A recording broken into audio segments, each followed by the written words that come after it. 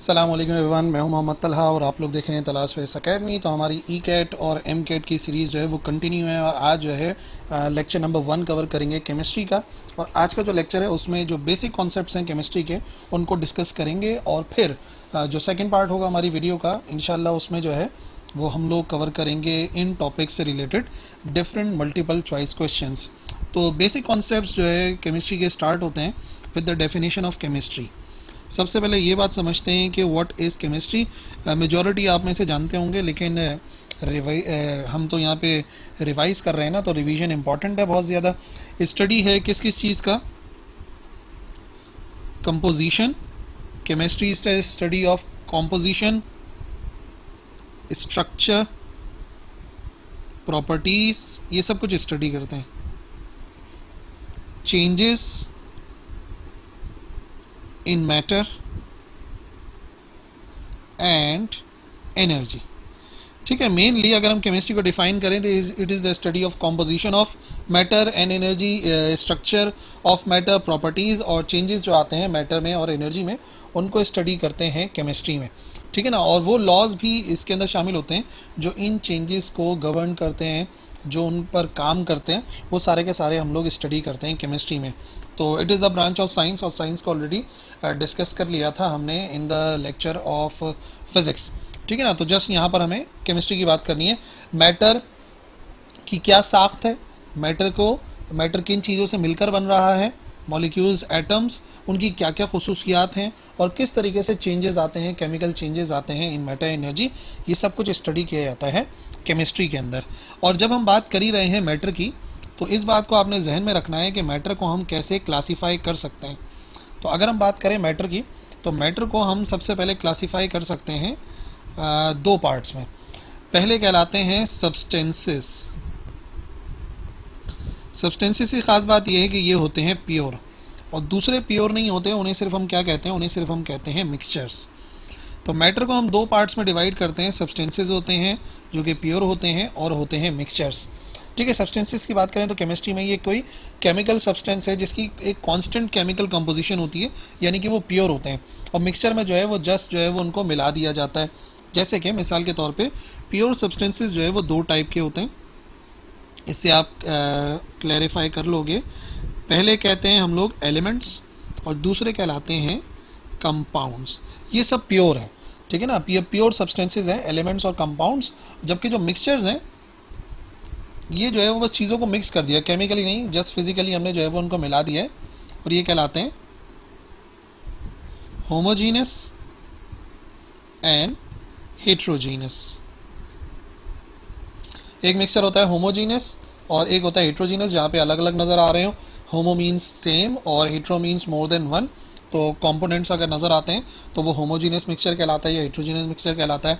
और बेसिकली हमने अपनी स्टडी को लेकर जाना है एलिमेंट्स में, ताकि एलिमेंट से रिलेटेड जो अहम मालूमात है वो हमें पता हो। ठीक है ना, एलिमेंट्स बनते हैं एक पर्टिकुलर काइंड ऑफ एटम से। एलिमेंट्स बनेंगे जब एक ही किस्म के एटम जो है वो आपस में कंबाइन हो। ठीक है, जैसे कि अगर एक एलिमेंट बनेगा क्लोरीन, तो उसमें सारे के सारे एटम जो है वो क्लोरीन के ही होंगे। ठीक है ना, अगर एक एलिमेंट है सोडियम, तो उसके अंदर सारे के सारे जो एटम्स होंगे वो सोडियम के ही होंगे। ठीक है ना, और ये जो सारे के सारे एटम्स होते हैं इन एलिमेंट्स के अंदर, उनमें सेम नंबर ऑफ प्रोटॉन्स होते हैं। जब हम पर्टिकुलर काइंड की बात कर रहे हैं तो पर्टिकुलर काइंड का मतलब हो गया same number of protons. Protons जो है वो सेम होंगे, जाहिर सी बात है, जो डिसाइड करेगा कि उनका एटॉमिक नंबर जो है वो सेम है। ठीक है ना, हाँ, लेकिन न्यूट्रॉन्स और इलेक्ट्रॉन्स कैन बी डिफरेंट। क्या क्या? न्यूट्रॉन्स डिफरेंट हो सकते हैं एंड इलेक्ट्रॉन्स डिफरेंट हो सकते हैं, लेकिन प्रोटॉन सेम होते हैं, यानी कि एटॉमिक नंबर जो है वो सेम होता है, तब जाके बन जाते हैं एलिमेंट्स। तो एलिमेंट जो है वो बनता है जब एक ही किस्म के एटम जो है वो आपस में कंबाइन हो। और इसी के कॉन्ट्रास्ट में अगर हम डिस्कस करते हैं कंपाउंड को, तो कंपाउंड क्या है? देखो, ये भी प्योर सब्सटेंस है, ये बात सही है, प्योर है, लेकिन एक पर्टिकुलर सेट ऑफ मॉलिक्यूल्स होते हैं इसमें, काइंड नहीं है, पर्टिकुलर सेट ऑफ मॉलिक्यूल्स कर लो और आइंस कर लो, और आइंस, ठीक है ना। और अहम बात ये है, ये जो है केमिकली कंबाइन होते हैं, केमिकली बॉन्डेड होते हैं, केमिकली जो है वो इनको कंबाइन किया जाता है, ठीक है। जैसे मिसाल के तौर पे वाटर है, अब अगर वाटर की बात करें H2O, तो इसके अंदर आप वाटर की एग्जांपल सपोज कर सकते हो कि ये कंपाउंड है जिसमें मॉलिक्यूल्स और आइंस जो है वो केमिकली आपस में आके कंबाइन हुए हैं, जबकि मिक्सचर में ऐसा नहीं है, मिक्सचर में केमिकली कंबाइन नहीं होते। और ये जो कंपाउंड्स होते हैं इनकी एक ख़ास बात ये है, इसको जो है वो हम केमिकली ब्रेक कर सकते हैं सिंपलर एलिमेंट्स में या फिर कंपाउंड्स में, ठीक है ना। हम इनको सिंपलर कंपाउंड में या एलिमेंट्स में ब्रेक कर सकते हैं कंपाउंड्स को। तो एक पर्टिकुलर सेट हमेशा बनेगा, तो एक पर्टिकुलर टाइप का कंपाउंड बनेगा, जैसे कि सोडियम क्लोराइड बन जाएगा, जैसे कि वाटर बन जाएगा, जो कि हमने यहाँ पे डिस्कस किया है, ठीक है ना। अब बार बार अच्छा मैं एक बात यहाँ पे डिस्कस कर रहा हूँ, केमिकल एंड फिजिकल, तो ये जो प्रॉपर्टीज़ होती है ना, इनमें थोड़ा सा फ़र्क याद रखिए। ये होगी हमारी, हमने स्टार्ट किया था with the concept of chemistry, फिर हम चले गए मैटर पर, मैटर के अंदर ही हम लोगों ने डिस्कस किया water elements and water compounds. और अब मैं आपको बताता हूँ दो चीज़ों के दरमियान का फ़र्क, फिजिकल एंड केमिकल प्रॉपर्टीज़ में क्या फ़र्क है, क्योंकि ये वर्ड आगे बहुत इस्तेमाल होने वाला है। किसे कहते हैं फिजिकल प्रॉपर्टीज़ और कौन सी कहलाती हैं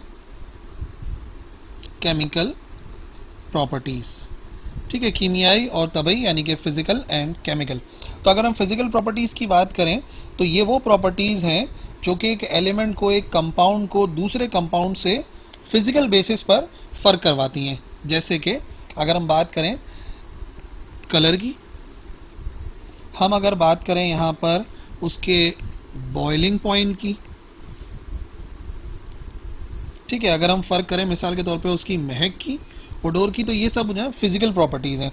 ये जो फिजिकल प्रॉपर्टीज़ हैं इसको हम ऑब्जर्व कर सकते हैं without changing the chemical identity of the sample.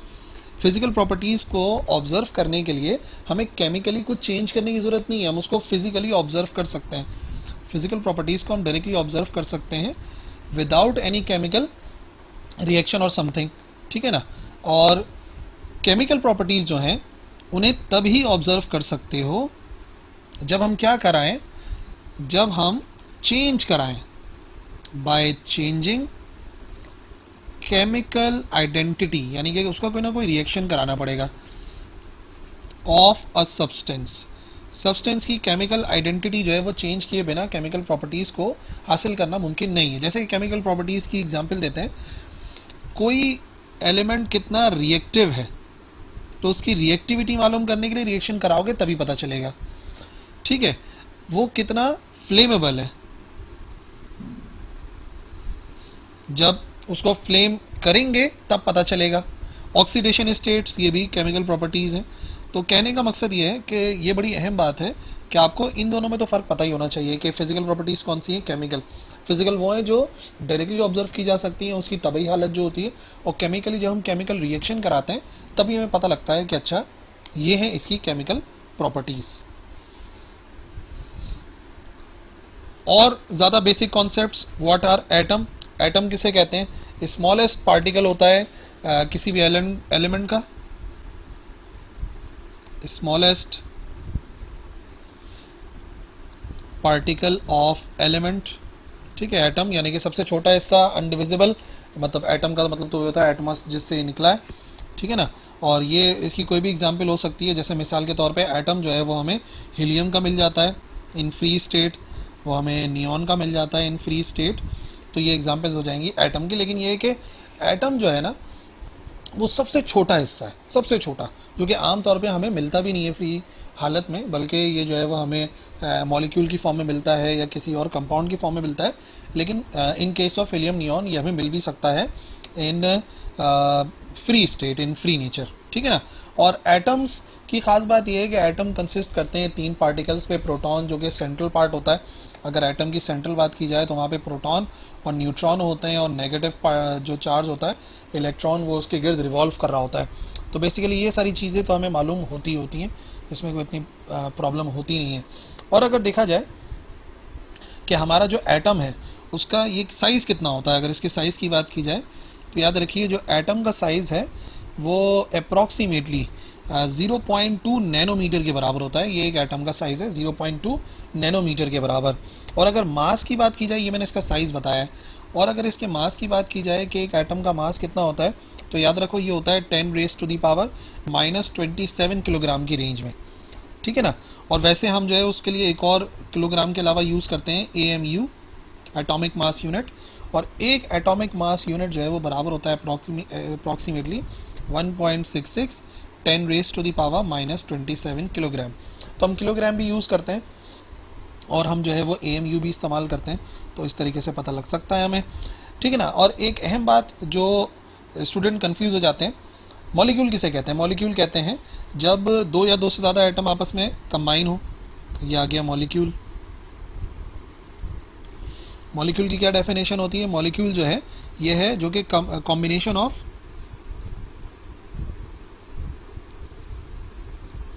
To और मोर देन टू एटम से बनता है। दो या दो एटम्स आपस में कंबाइन होते हैं तो नतीजे में वो क्या बनाते हैं? नतीजे में वो बना देते हैं एक मॉलिक्यूल। जैसे कि मिसाल के तौर पे ये आ गया हमारे पास मॉलिक्यूलर हाइड्रोजन, जैसे कि आ गया हमारे पास ऑक्सीजन, मॉलिक्यूलर ऑक्सीजन, जैसे कि आ गए हमारे पास कार्बन डाइऑक्साइड का मॉलिक्यूल, ठीक है ना, जैसे कि वाटर का मॉलिक्यूल आ गया। तो हाँ, लेकिन एक बड़ी अहम बात मैं आपको बताऊं, सारे के सारे कंपाउंड्स मॉलिक्यूल हैं, लेकिन सारे के सारे मॉलिक्यूल्स कंपाउंड नहीं हैं। क्या बोला मैंने? मैं बोल रहा हूँ सारे के सारे कंपाउंड्स मॉलिक्यूल्स हैं, लेकिन सारे मॉलिक्यूल्स कंपाउंड नहीं होते। जैसे मिसाल के तौर पे हम बात करें H2 की, तो ये मॉलिक्यूल तो है बट ये कंपाउंड नहीं है। ये मॉलिक्यूल तो है बट ये कंपाउंड नहीं है। हाँ, कार्बन डाइऑक्साइड हो गया या वाटर हो गया, ये सब जो है वो मॉलिक्यूल भी हैं और ये सब जो है वो कंपाउंड्स भी हैं। एटम हो गया, मॉलिक्यूल हो गया, एक और चीज़ होती है उसे कहते हैं ion.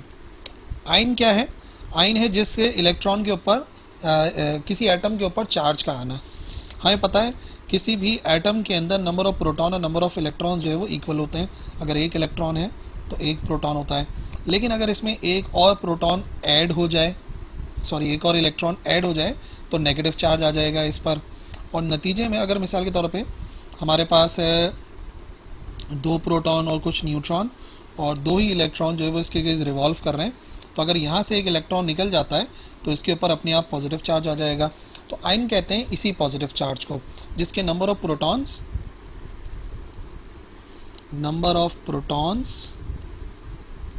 Are not equal to number of electrons, यानी कि या तो उसके ऊपर पॉजिटिव चार्ज होगा या तो नेगेटिव चार्ज होगा। अगर पॉजिटिव चार्ज है, अगर चार्ज जो है वो पॉजिटिव है तो इस पॉजिटिव चार्ज को कहते हैं कैट आयन, और अगर नेगेटिव चार्ज है तो उसको कहते हैं एन आयन, ठीक है ना। ये इनके लिए अहम नाम इस्तेमाल होते हैं, कैटाइन और एनाइन, ठीक है। अच्छा, मॉलिक्यूल्स भी आयन की फॉर्म में होते हैं, सिर्फ एटम्स नहीं होते, मॉलिक्यूलर आयन्स भी होते हैं। अगर कोई मॉलिक्यूल, जैसे मिसाल के तौर पे मीथेन है, अगर ये एक इलेक्ट्रॉन को लॉस कर देगा तो इसके ऊपर पॉजिटिव चार्ज आ जाएगा, ये मॉलिक्यूलर आयन्स हैं। इसी तरीके से नाइट्राइड हो सकता है 2 पॉजिटिव, जैसे कि हो सकता है कार्बन मोनोऑक्साइड हो सकती है। तो इलेक्ट्रॉन अगर निकल जाते हैं तो पॉजिटिव चार्ज आता है, तो ये सब हो जाएंगे हमारे पास पॉजिटिव मॉलिक्यूलर आयन्स। तो सिर्फ एटॉमिक आयन्स नहीं होते बल्कि मॉलिक्यूलर आयन्स भी होते हैं, ठीक है जी। तीनों कॉन्सेप्ट हो गए रिवाइज, एटम क्या है, मॉलिक्यूल क्या है और आयन्स क्या है। इसके बाद अगर हम आगे बढ़ें तो हमारे पास बड़ी ही अहम चीज़ें आने वाली हैं, और वो अहम चीज़ें हैं, सबसे पहले what is atomic number. Atomic number जिसे हम Z से शो करते हैं, ये किसी भी एलिमेंट के अंदर क्या होता है? तो एटॉमिक नंबर होता है नंबर ऑफ प्रोटॉन्स। किसी भी एटम में कितने नंबर ऑफ प्रोटॉन्स हैं, ठीक है, क्या उनकी तादाद जो है जिसको Z से शो करते हैं, तो वो चार्ज नंबर कहलाता है या एटॉमिक नंबर कहलाता है। जैसे मिसाल के तौर पे हाइड्रोजन के पास ऐसे करके लिखा जाता है ना, Z से शो करते हैं। हाइड्रोजन के पास जो है वो एक प्रोटॉन है, तो इसका मतलब उसका एटॉमिक नंबर 1 है। हीलियम के पास 2 प्रोटॉन्स हैं, इसका मतलब उसका एटॉमिक नंबर 2 है। तो इस तरीके से ना एटॉमिक नंबर्स बनते हैं जिसको हम लोग जनरली Z से शो करते हैं। उसके बाद हमारे पास बारी आती है एटॉमिक मास के बाद एक और चीज़ की जिसे कहते हैं उसका मॉलिक्यूल। अच्छा, एटॉमिक नंबर है ना ये, अब वो एटॉमिक मास भी हो सकता है। एटॉमिक मास को किससे शो करते हैं, यहाँ पे कर देते हैं, ये हो जाएगा हमारे पास एटॉमिक मास। एटॉमिक मास को A से जाहिर किया जाता है। और एटॉमिक मास क्या होता है, एटॉमिक मास होता है number of protons plus number of neutrons. किसी भी एलिमेंट में कितने नंबर ऑफ प्रोटॉन्स हैं, कितने नंबर ऑफ न्यूट्रॉन्स हैं, उनको ऐड कर देंगे तो एटॉमिक मास बन जाएगा। जैसे मिसाल के तौर पे हीलियम की अगर बात करें तो हीलियम का एटॉमिक मास 4 है। 4 इस वजह से है कि उसके अंदर 2 प्रोटॉन्स होते हैं और 2 ही उसमें न्यूट्रॉन्स पाए जाते हैं, इस वजह से वो बन जाता है उसका एटॉमिक मास। ठीक है, अब एटॉमिक मास अगर हो गया तो मॉलिक्यूलर मास भी होता होगा।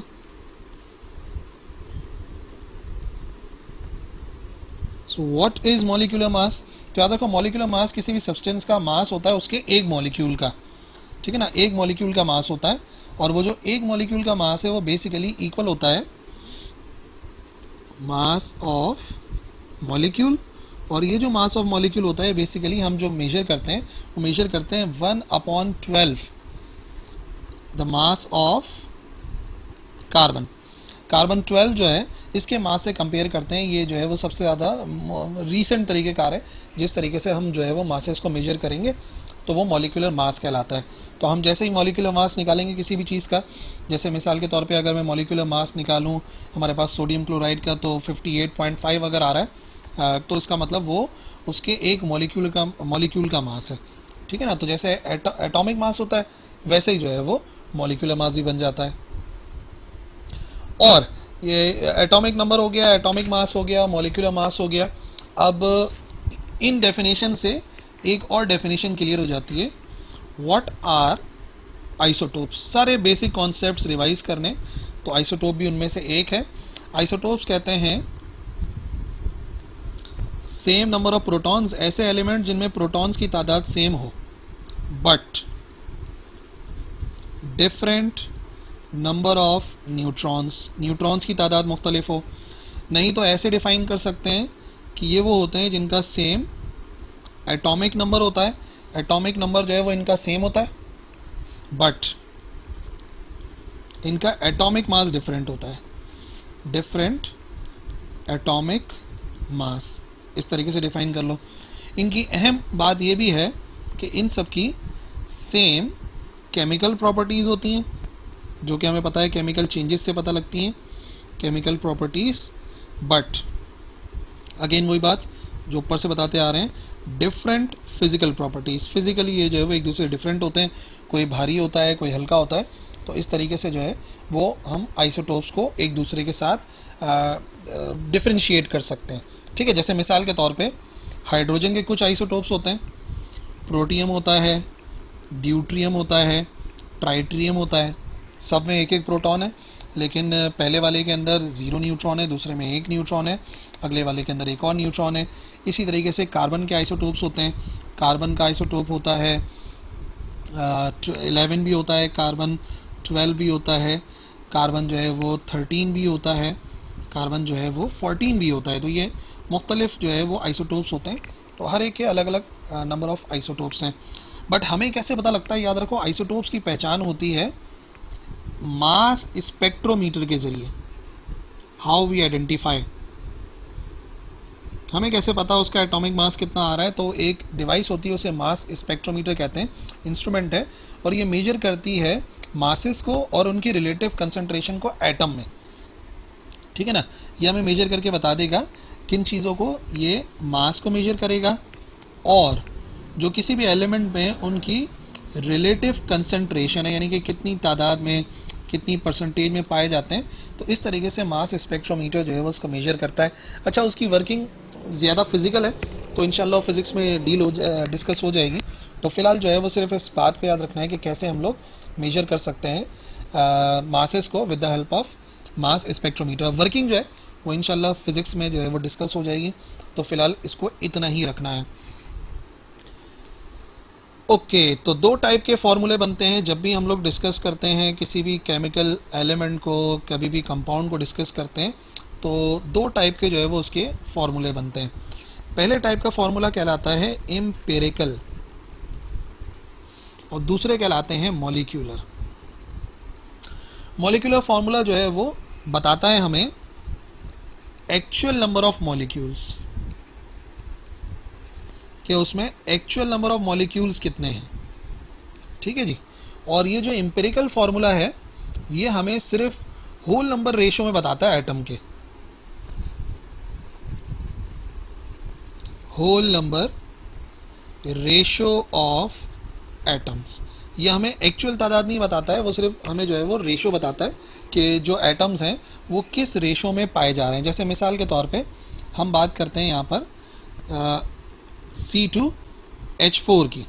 अब ये एक्चुअली है ना, एक्चुअली जो है वो इथेन ऐसे ही है C2H4 के बराबर, लेकिन अगर देखा जाए तो ये किस रेशो में आ रहे हैं, तो अगर रेशो वाइज लिखेंगे तो इसी का जो फॉर्मूला बनेगा वो बनेगा CH2, क्योंकि यहाँ पे अगर दो कार्बन है तो चार हाइड्रोजन है, तो इसका मतलब एक कार्बन दो हाइड्रोजन, यानी सिंपलेस्ट रेशो को जाहिर करेगा। जैसे मिसाल के तौर पे मैं आपको बताता हूँ एक और मॉलिक्यूलर फार्मूला C11H22 और O भी 11 है। अब अगर देखा जाए तो इनका रेशो क्या बनेगा कि हाइड्रोजन जो है वो कार्बन और ऑक्सीजन के लिहाज से डबल आ रहा है, तो इसका मतलब C हो सकता है, H2 हो सकता है और O हो सकता है। तो सादा सा फॉर्मूला बन गया। अच्छा, फिर हम बात करें अगर वाटर की, तो वाटर के लिए हमारे पास क्या बनता है, वाटर के लिए मॉलिक्यूलर फार्मूला होता है H2O, दो हाइड्रोजन तो एक ऑक्सीजन। ठीक है, अब इसका बन नहीं सकता, दो हाइड्रोजन और एक ऑक्सीजन का सिंपल बन नहीं सकता, इस वजह से इसका एम्पिरिकल फार्मूला भी H2O होता है। ठीक है, अगर हम एक एलिमेंट बताएं C25 और H50, तो इसका सिंपल सा बनेगा कि C और H जो है वो हमेशा उसके डबल होते हैं। तो एम्पिरिकल फार्मूले जो हैं वो हमें सिंपलेस्ट होल नंबर के रेशियोज बताते हैं किसी भी फार्मूले में, और एक्चुअली कितने मॉलिक्यूल्स शामिल हैं, एक्चुअल नंबर ऑफ मॉलिक्यूल्स कितने हैं किसी भी कंपाउंड के अंदर, तो वो तादाद जो है वो हमें मॉलिक्यूलर फार्मूला से पता लग जाती है। अच्छा, अब कुछ क्वेश्चंस हैं, उन क्वेश्चंस को सोल्यूशन में बता दें तो ज़्यादा बेहतर रहेगा, या एक आध प्रैक्टिस कर लें। चलो एक आध क्वेश्चन को प्रैक्टिस भी कर लेते हैं, ईजी हो जाएगा। फॉर एग्जांपल हमारे पास एक एलिमेंट है, एक्स एलिमेंट है हमारे पास, कोई सा भी कुछ भी सपोज कर लेते हैं। उसका जब हमने केमिकल एनालिसिस किया तो उसमें कार्बन की परसेंटेज आ रही है लेट से 49.48%। ये एग्जाम्पल है, सॉल्व करवा रहा हूँ मैं। कोई भी एक एलिमेंट है, एक्स एलिमेंट, कार्बन इतने हैं और हाइड्रोजन कर लेते हैं, हाइड्रोजन है उसमें 5.19%। इसी तरीके से ऑक्सीजन आ रहा है, ऑक्सीजन है 16.47%, और फाइनली नाइट्रोजन है उसमें 28.85%। 1 2 3 4 एलिमेंट्स हैं उसके अंदर, और उसका जो मोलर मास है, ये क्वेश्चन इस तरीके से ही होते हैं, जो उसका मोलर मास है वो है 194.19 ग्राम पर मोल। तो हमें मालूम करना है उसका मॉलिक्यूलर फार्मूला, लेकिन उससे पहले हमें उसका एम्पिरिकल फार्मूला लाजमी तौर पे मालूम करना पड़ेगा कि एम्पिरिकल फार्मूला क्या है। तो दोनों फार्मूले हमें फाइंड करने हैं, एम्पिरिकल एंड मॉलिक्यूलर, क्योंकि मॉलिक्यूलर से पहले एम्पिरिकल मालूम ही करना पड़ेगा। तो स्टेप बाय स्टेप आपने याद रखना है। फॉर एग्जाम्पल सबसे पहले हमने सपोज करना है लेट मास जो है वो अगर 100% है, अगर मास 100% है तो इन सब के लेट मास अगर 100% मान लूँ मैं, तो ये सब उनके ग्राम्स में आ जाएगा कि कार्बन कितना ग्राम है, कार्बन हो जाएगा 49.48 ग्राम, हाइड्रोजन हो जाएगा 5.19 ग्राम, ऑक्सीजन हो जाएगा 16.47 ग्राम क्योंकि परसेंटेजेस इतनी थी, और नाइट्रोजन हमारे पास आ जाएगा कितना, ये आ जाएगा 28.85 ग्राम। ये सारे हमारे पास आ गए। ठीक है जी, अभी ये तो हमने कैलकुलेट कर लिया। अब हमें हर एक के नंबर ऑफ मोल्स कैलकुलेट करने, जो होता है mass divide by molecular mass. Carbon की अगर बात करें, कार्बन के नंबर ऑफ मोल्स, ये स्टेप नंबर 1 था जो हमने सपोज किया।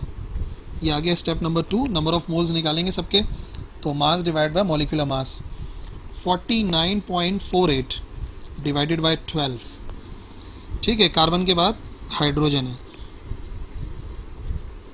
हाइड्रोजन का मालूम करेंगे तो हाइड्रोजन का मास 5.19 और मॉलिक्यूलर मास जो कि 1 ही होता है अप्रॉक्सीमेटली, उसको 1 ही कर देते हैं।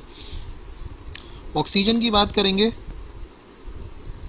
तो ऑक्सीजन का मास over molecular mass 16.49 divided by oxygen का मास कितना होता है, ऑक्सीजन का मास होता है 16, ठीक है। और इसको कैलकुलेट कर लेंगे अभी। और आखिर में हमारे पास आ रहा है नाइट्रोजन।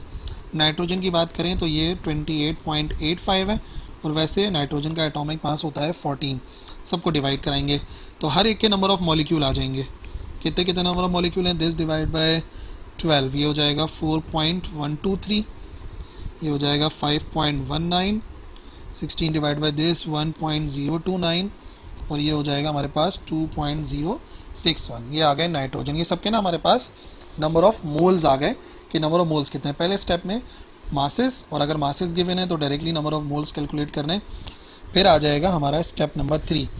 स्टेप नंबर 3 में हर एक को डिवाइड कराना है, जो सबसे छोटी वैल्यू आ रही है ना रेशो में, उससे डिवाइड कराना है। सबसे छोटी वैल्यू हमारे पास क्या आ रही है, 1.029। हर एक को इसी से डिवाइड कराना है ताकि हर एक का हमारे पास क्या आ जाए, हर एक का हमारे पास मोल रेशो आ जाए। तो अभी हम निकालने वाले हैं मोल रेशो, ठीक है। और किस किस की बात हो रही है यहाँ पर, बात हो रही है कार्बन की, हाइड्रोजन की, और ऑक्सीजन की, और नाइट्रोजन की। क्या क्या आया था हमारे पास, 4.123, हाइड्रोजन आया 1.029, ठीक है। और ऑक्सीजन कितना था, ऑक्सीजन आया हमारे पास, देखना पड़ेगा, नहीं सॉरी, ऑक्सीजन था 5.19, 1.029 ऑक्सीजन आ रहा था, और नाइट्रोजन हमारे पास आ रहा है 2.061। अब हर एक को डिवाइड कराना है सबसे छोटी वैल्यू से। सबसे छोटी वैल्यू क्या आई थी, सबसे छोटी वैल्यू हमारे पास आई थी 1.029। इसका आंसर तो आ जाएगा 1, और फर्स्ट वन का आ जाएगा 4 अप्रॉक्सीमेटली, इसका आ जाएगा 5, और इसका आ जाएगा 2, ठीक है ना। पॉइंट्स के बाद की वैल्यूज छोड़ दो। इसका मतलब हमारे पास एम्पिरिकल फार्मूला तो आ गया स्टेप नंबर 4 में। एम्पिरिकल फार्मूला हमारे पास आ गया।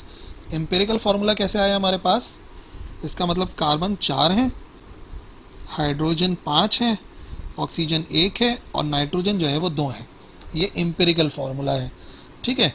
अब कुछ जो स्टेप्स हैं वो मॉलिक्यूलर फार्मूला मालूम करने के लिए होते हैं। एम्पिरिकल फार्मूले के बाद हम क्या करते हैं, हमें जो मोलर मास गिवन है वो हमें कितना गिवन है, वो हमें गिवन है 194.19 ग्राम पर मोल। ये हमें गिवन था ना। अब हम ये जो हमने कैलकुलेट करा है, हम इसका मास निकालेंगे।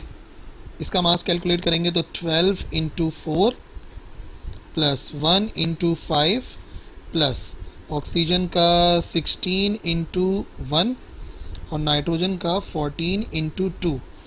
तो ये सब कितने बन जाएंगे हमारे पास, इनका टोटल कर लो। ये टोटल कितना बन रहा है हमारे पास, 97 ग्राम पर मोल। अब हमें एक फैक्टर कैलकुलेट करना होता है। उस फैक्टर के लिए क्या करना है, जो हमें गिवन वैल्यू है और जो हमारी कैलकुलेटेड वैल्यू है, कैलकुलेटेड वैल्यू याद रखो आती है फ्रॉम एम्पिरिकल फार्मूला, उन दोनों को डिवाइड कराना है। 194.19 डिवाइड बाय कैलकुलेटेड वैल्यू है 97, दोनों को डिवाइड कराएंगे, आंसर आएगा बराबर 2 के। तो मॉलिक्यूलर फार्मूला शॉर्ट में लिख देता हूँ, is equal to n into empirical formula होता है। ये molecular formula, empirical formula. Factor आया 2 और एम्पिरिकल फार्मूला था C4H5O और N2। तो ये हो जाएगा, कार्बन कितने हो जाएंगे, कार्बन हो जाएंगे 8, हाइड्रोजन हो जाएंगे 10, ऑक्सीजन हो जाएंगे 2, और नाइट्रोजन हो जाएगा हमारे पास 2 था, तो 2 2 जार ये हो जाएगा 4। तो हमारे पास जो फार्मूला बनेगा वो ये बनेगा, this is the molecular formula. तो इस तरीके से एक एग्जाम्पल हमने डिस्कस कर ली ताकि एमसीक्यूज में फटाफट काम हो जाए हमारे पास, ठीक है। इसके अलावा एवोगाड्रोस नंबर का एक कॉन्सेप्ट है। ये कौन सा नंबर होता है, ये है number of atoms, number of molecules, या नंबर ऑफ इलेक्ट्रॉन्स भी कह सकते हैं, इन 1 मोल। नंबर ऑफ पार्टिकल्स ज़्यादा बेहतर है ना, इसके लिए हम एक वर्ड यूज़ करते हैं नंबर ऑफ पार्टिकल्स इन सब के लिए ना। तो number of particles in 1 mole जो कि बराबर होते हैं 6.023 10 raise to the power 23 atoms या पार्टिकल्स इन 1 मोल, जिसको शो किया जाता है ये जो है ना एवोगाड्रोस कांस्टेंट को Na से जाहिर किया जाता है, तो एमसीक्यूज में उसको Na से भी जाहिर किया जाता है। ठीक है, तो ये हो गया हमारे पास कॉन्सेप्ट ऑफ एवोगाड्रोस नंबर, और एम्पिरिकल फार्मूला हो गया, मॉलिक्यूलर फार्मूला हो गया, और मोल तो आपको पता ही होगा, या उसको भी रिवाइज कर लें छोटा छोटा। मोल किसी भी एलिमेंट का मॉलिक्यूलर मास इन ग्राम वो उसके 1 मोल के बराबर होता है। ठीक है, 1 मोल सब्सटेंस क्वांटिटी ऑफ सब्सटेंस है जो, या फिर ऐसा कह लो ये वो क्वांटिटी है जो कंटेन करेगा 6.023 10 raise to the power 23 particles. किसी भी एलिमेंट के अगर इतने पार्टिकल्स जमा करो तो वो बराबर हो जाता है 1 मोल के, सीधा सीधा। ठीक है जी, और फाइनली हमें डिस्कस करना है यील्ड के टॉपिक। 3 टॉपिक्स हैं, इनको आपस में एक दूसरे के साथ कंपेयर करके रखना है। लिमिटिंग रिएक्टेंट किसे कहा जाता है? 3 टॉपिक हैं ये वो रिएक्टेंट है जो देता है मिनिमम अमाउंट ऑफ प्रोडक्ट। ये ऐसा रिएक्टेंट है जो हमें मिनिमम अमाउंट ऑफ प्रोडक्ट देता है, और मिनिमम अमाउंट ऑफ प्रोडक्ट यानी कि कंप्लीटली जो है वो कंज्यूम हो जाता है किसी भी रिएक्शन के अंदर, इस तरीके से कह लो, या कह लो वो अमाउंट ऑफ रिएक्टेंट जो कंप्लीटली क्या हो जाए, कंज्यूम हो जाए, उसे कहते हैं लिमिटिंग रिएक्टेंट। यानी कम से कम जो है वो कितना चाहिए रिएक्शन को कंप्लीट करवाने के लिए, उसे कहा जाता है लिमिटिंग रिएक्टेंट। और जो यील्ड होती है वो 2 किस्म की होती है। एक तो ये है यील्ड 2 किस्म की होती है, कितना होगा, एक होती है हमारी थियोरेटिकल वैल्यू कि थियोरेटिकली हमारा क्या आंसर आना चाहिए, और एक होना चाहिए एक्चुअली क्या आ रहा है। तो भाई ये जो यील्ड है, कितना रिएक्शन हो रहा है, कितना अमाउंट ऑफ प्रोडक्ट बन रहा है, ये होता है अमाउंट, यील्ड कहते हैं अमाउंट ऑफ प्रोडक्ट को, अमाउंट ऑफ प्रोडक्ट जो हमारे केमिकल इक्वेशन के जरिए आ रही है, जो थ्योरी से आ रही है। और एक्चुअली कितना प्रोडक्ट आ रहा है, अमाउंट ऑफ प्रोडक्ट कितना आ रहा है एक्चुअली, वो हो जाता है ये। ठीक है ना, तो ये एक्चुअली कितना आ रहा है किसी भी रिएक्शन को करवाने के बाद। और याद रखो हमारी प्रैक्टिकली देखा जाए तो ज़्यादातर जो केमिकल रिएक्शन है उसमें जो एक्चुअल क्वांटिटी होती है ना प्रोडक्ट की, वो हमेशा कम आती है थियोरेटिकल वैल्यू से। यानी थियोरेटिकल वैल्यू हमारी एक्चुअल वैल्यू से हमेशा ज़्यादा होती है, ग्रेटर देन होती है। ठीक है, तो उसके ज़रिए अगर परसेंटेज निकालनी हो, तो कभी भी अगर मुझे परसेंटेज निकालनी होती है यील्ड की, तो उसके लिए भी हम यही काम करते हैं, एक्चुअल हमारी हमेशा कम आती है और जो थियोरेटिकल वैल्यू है वो हमेशा हमारी ज़्यादा होती है। छोटी वैल्यू को बड़ी वैल्यू से डिवाइड कराते हैं, मल्टीप्लाई कराते हैं 100 से, तो हमें परसेंटेज यील्ड जो है वो पता लग जाती है। ठीक है ना, तो ये सारे कॉन्सेप्ट्स हम लोगों ने रिवाइज करे। अभी लग रहा होगा क्या खिचड़ी पक गई है, लेकिन इसका मसला हल होगा जब हम MCQ सॉल्व करेंगे, तो ये सारे के सारे कॉन्सेप्ट जो है ना दोबारा से सामने आते रहेंगे, तो न्यूमेरिकल्स जो MCQs हैं उनको सॉल्व करने में आसानी होगी। So let's start with question number 1. Diameter of an atom is in the range of, तो ऑलरेडी डिस्कस कर चुके हैं, जो रेंज है वो 0.2 नैनोमीटर के अप्रॉक्सीमेटली है। ठीक है, साइज और मास भी मैंने आपको बताया था। The volume occupied by 22 gram of nitrogen eight standard temperature and pressure. याद रखिए किसी भी सब्सटेंस का 1 मोल जो स्पेस ऑक्यूपाई करता है ना, वो होता है 22.4 dm³, 1 मोल। ठीक है ना। अच्छा, यहाँ पर नाइट्रोजन की बात हो रही है और नाइट्रोजन गैस की बात हो रही है। नाइट्रोजन गैस का जो एटॉमिक मास है वो 28 ग्राम ही है। ठीक है ना, तो कितने मोल बनेंगे, mass divide by molecular mass, तो 28 डिवाइड बाय 28, इतना मास गिवन है, इसका मॉलिक्यूलर मास भी इतना ही है, कैंसिल करा के आंसर आ जाएगा 1 मोल। यानी कि 28 ग्राम जो है वो नाइट्रोजन का 1 मोल है, और 1 मोल जो जगह घेरता है वो कितनी होती है, 22.4 decimetre cube. Isotopes differ in number of neutrons, number of neutrons different होते हैं, प्रोटॉन सेम होते हैं। For which of the following terms empirical formula can not be applied, empirical formula किस पे अप्लाई नहीं हो सकता, NaCl पे H2 सब पे हो सकता है, it can be applied to all. How many number of ions are there in 98 grams of sulphate ions.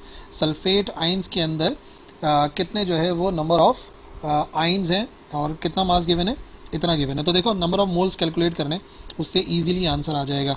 तो सबसे पहली बात ये हो गई कि हम बात कर रहे हैं सल्फेट की।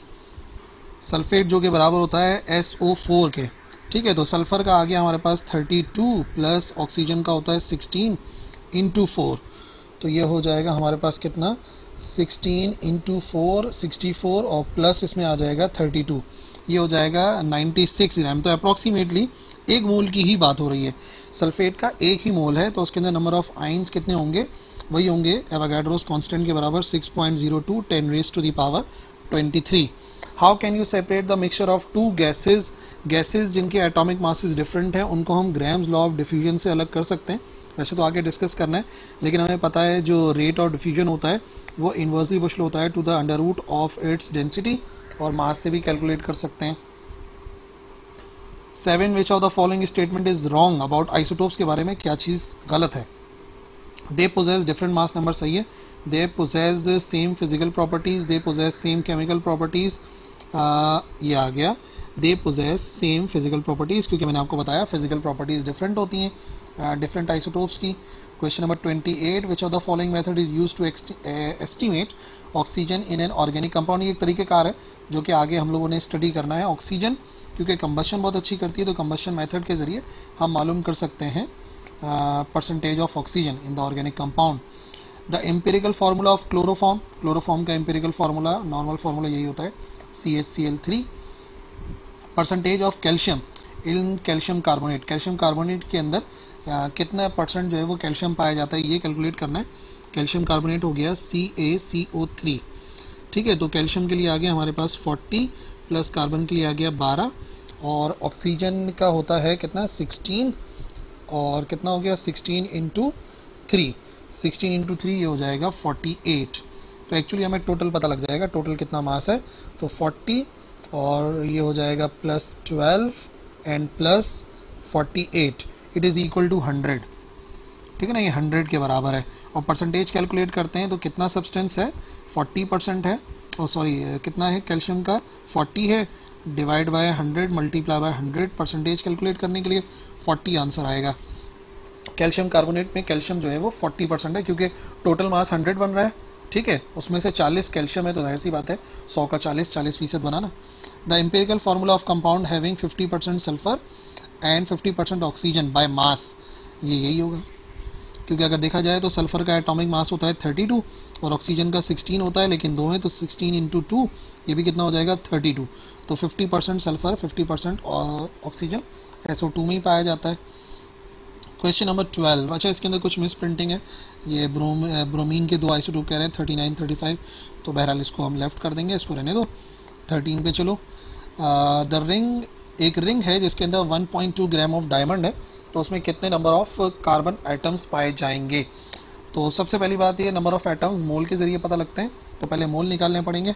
मास divided by molecular mass, carbon का मॉलिक्यूलर मास होता है 12, तो ये आ जाएगा हमारे पास 1.2 divided by 12 which is equal to 0.1 mole, यानी कि मोल जो है ना 0.1 है। और नंबर ऑफ एटम्स कैलकुलेट करने, तो number of moles divide by Avogadro's constant 6.023 10 raised to the power 23, तो यहाँ से आंसर आ जाएगा 6.02 10 raised to the power 22। Indicate the incorrect statement from the following. Limiting reactant is used at the end. No. Limiting reactant वही है जिस पर जो है वो हमें सबसे पहले यूज़ हो जाए, वो लिमिटिंग रिएक्टेंट कहलाता है, तो पहले ही गलत था। 15 कॉपर 2 जो है oxide is mixed with organic compound during combustion, तो इस तरीके से हम कंबशन को बेहतर तरीके से कराते हैं to carry out complete combustion. One of the following substance use to absorb carbon dioxide gas in combustion analysis, और वो होता है पोटेशियम हाइड्रोक्साइड।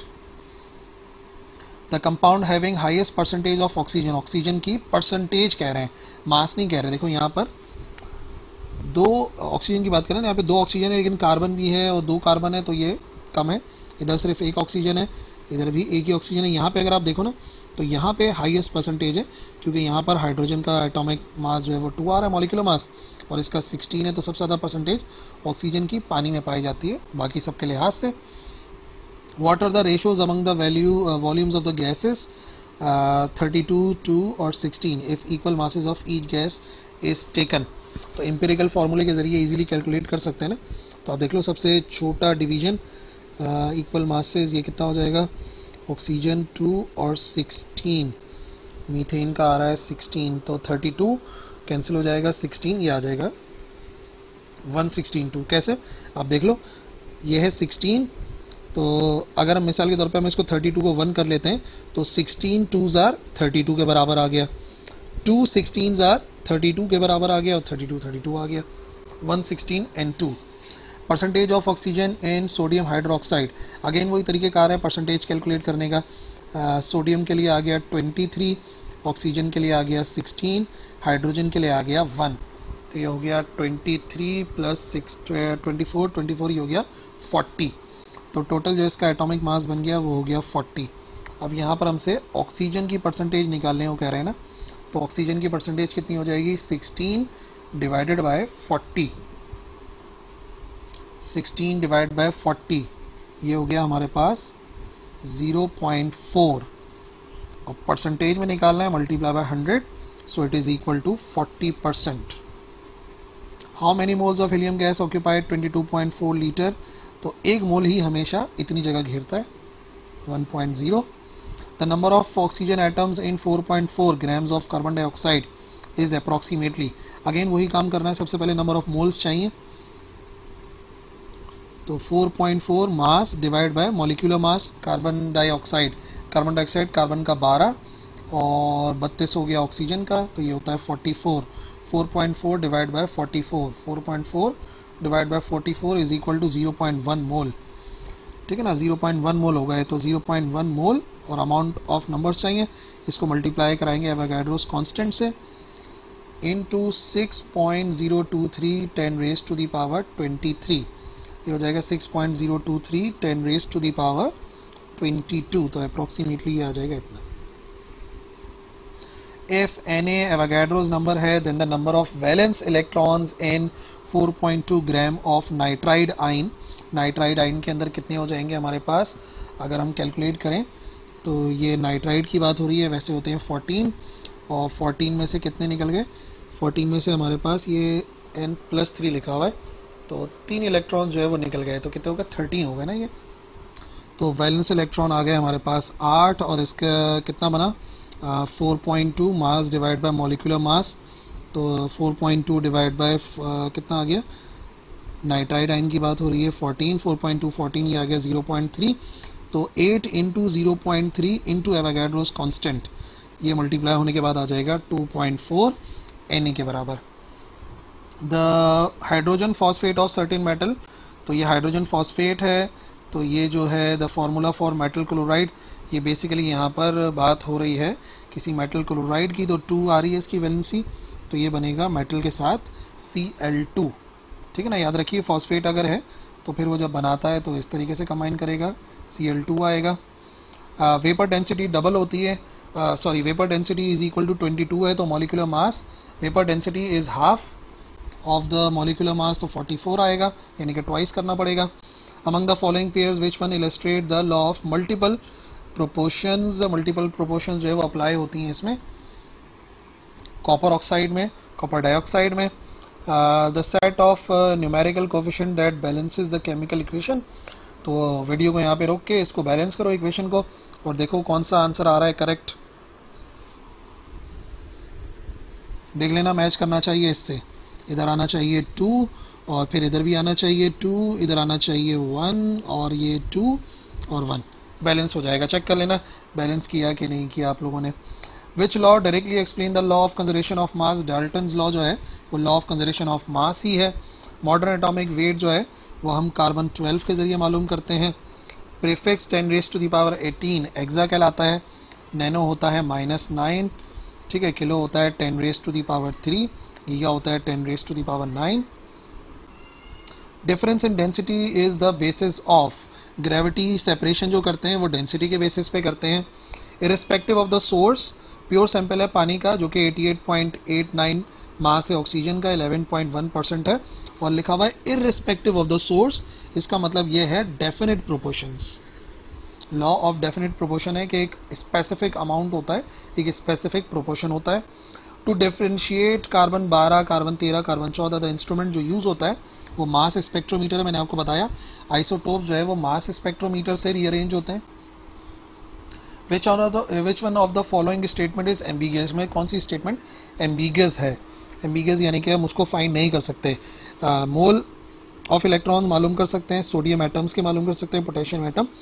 अब मोल ऑफ हाइड्रोजन एम्बिगियस इस वजह से क्योंकि इन्होंने बताया नहीं है कि हाइड्रोजन एटम की बात हो रही है कि हाइड्रोजन मॉलिक्यूल की बात हो रही है, तो ये वाली स्टेटमेंट एम्बिगियस है, इसको नहीं फाइंड कर सकते। The empirical formula of the compound is this, और मॉलिक्यूलर मास ये है, तो हमें मॉलिक्यूलर फार्मूला चाहिए। तो मैंने आपको बताया था ना एम्पिरिकल फार्मूला जो है, एम्पिरिकल फार्मूले को हम मल्टीप्लाई कराते हैं n से, empirical formula multiply by n तो आ जाता है मॉलिक्यूलर फार्मूला। अब n कैलकुलेट करना है, और n कैसे कैलकुलेट करते हैं?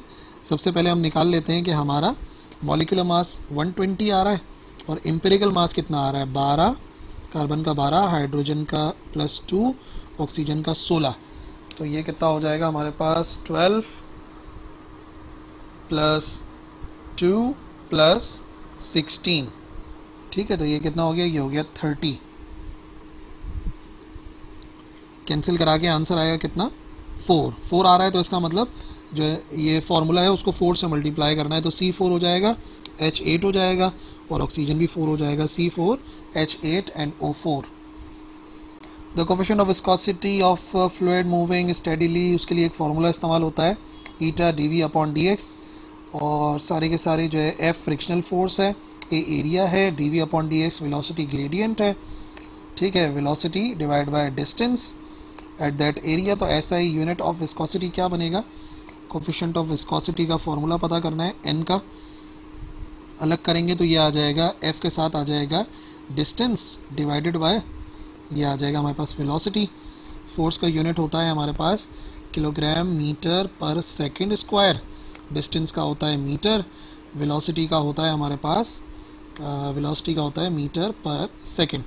1 मीटर से 1 मीटर कैंसिल और 1 सेकंड से 1 सेकंड कैंसिल, तो क्या बन गया? किलोग्राम मीटर पर सेकंड, किलोग्राम मीटर पर सेकंड। एक गैशियस मिक्सचर है, 50% हीलियम है, 50% मीथेन है।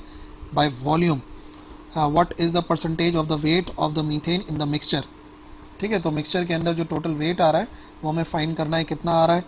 तो बेसिकली क्या करना है, हमें सबसे पहले टोटल मास चाहिए। अगर देखा जाए तो टोटल बना लेते हैं कि ये 100 ग्राम हो गया। एक्चुअली हमें वॉल्यूम परसेंट से जाना है मास परसेंट में, ठीक है ना। वॉल्यूम परसेंट से मास परसेंट में जाएंगे तो टोटल सबसे पहले निकाल लेते हैं कि अगर ये बन गया कितना हमारा 100 बन गया ना। बात हो रही है यहाँ पर हीलियम की, और बात हो रही है हमारे पास किस चीज़ की? बात हो रही है हमारे पास मीथेन की। हर एक का कितना बना?